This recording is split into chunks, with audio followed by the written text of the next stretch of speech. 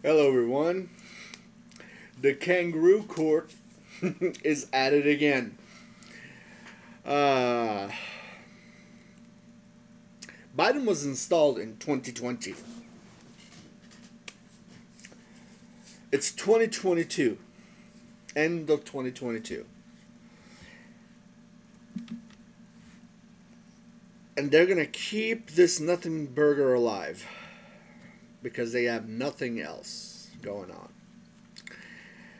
Well, I thought you'd get a laugh out of this because I certainly did. Check this out. January 6th committee, the so-called, votes to subpoena Trump by Joseph Lord. Uh,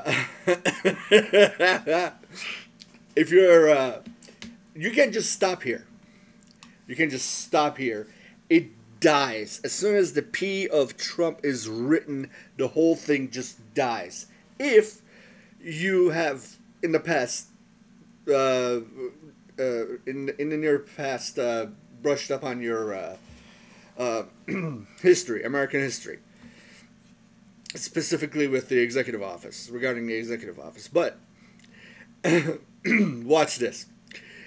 The House January 6th committee on October 13th voted to subpoena former President Donald Trump over his role in the events of January 6th. The resolution submitted by ranking member Liz Cheney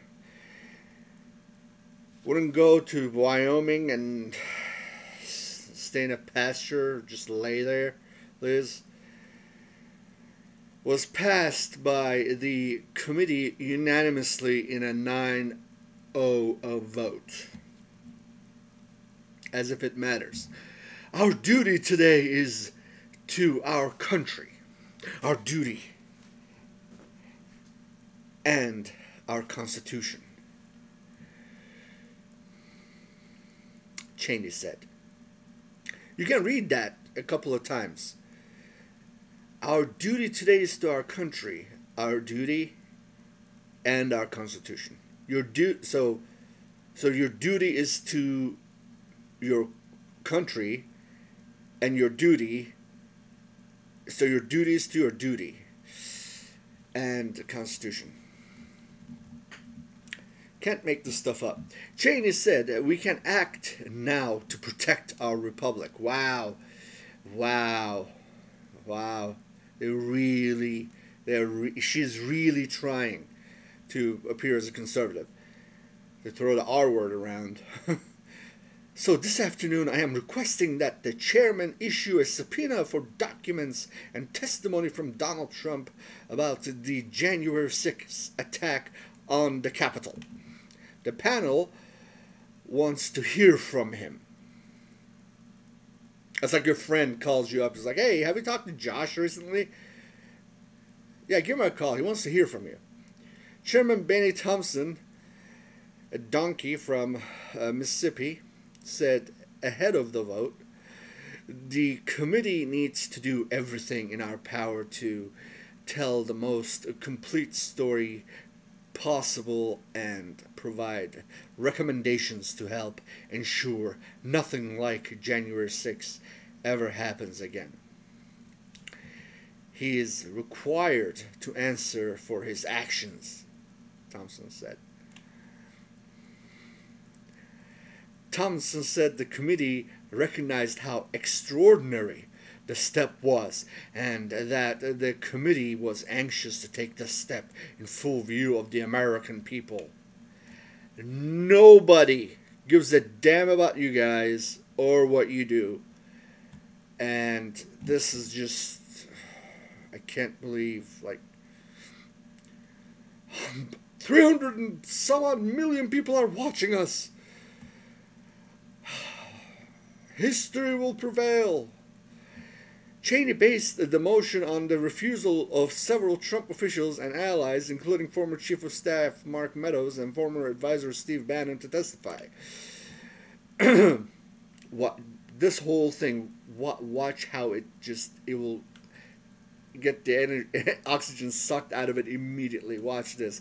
Mr. Chairman, our committee now has sufficient information to answer many of the critical questions posed by Congress at the outset. We have sufficient information to consider criminal referrals for multiple individuals and to recommend a range of legislative proposals to guard against another January 6th. Cheney said, but a key task remains. We must seek the testimony under oath of January 6th central plater. Now, the same nonsense continues. Okay, now here is the thing: legal challenges, right? There aren't even any legal challenges in the sense that the whole thing, it doesn't even die on the vine. See, in order for something to die on the vine, it needs to grow and on the vine for it to die. It doesn't even grow on the vine in order for it to die. It just doesn't grow to begin with. The move will doubtless inspire legal challenges from Trump's attorneys. Naturally, there are only a few instances in history of Congress subpoenaing a president. In 1840s, President John Quincy Adams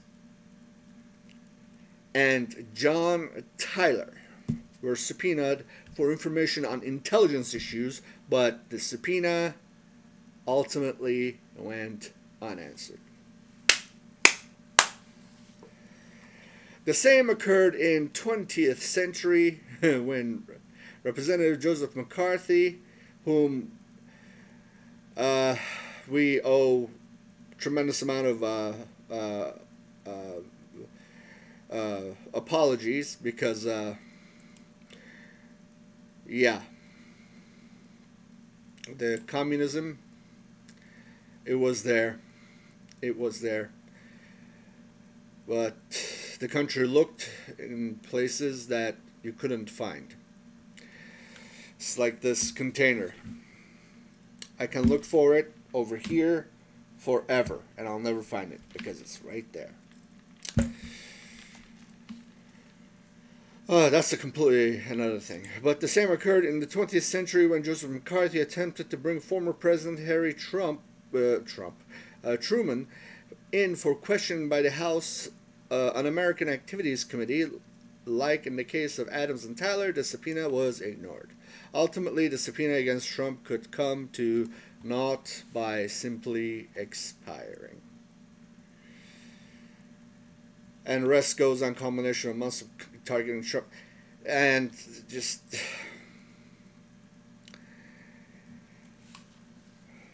they don't get it. Incompetence galore. But the more they go after President Trump, the more powerful he gets. And this reality, this indisputable fact, is too simple for a socialist mind to comprehend.